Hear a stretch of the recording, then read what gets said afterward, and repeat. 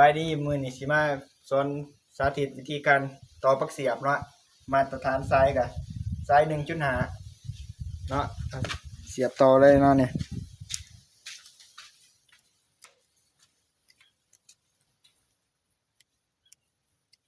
สบายดีมื้อนี้ข่อยสิมาสาธิตวิธีต่อปลั๊กเสียบที่ถูกต้อง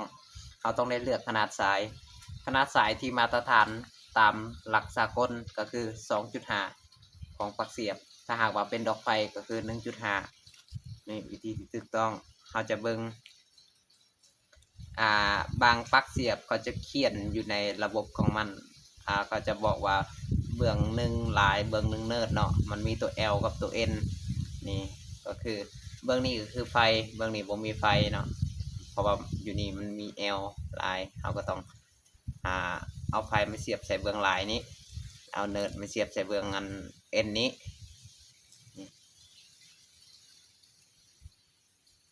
หรือว่าในนี้ตามมาตรฐาน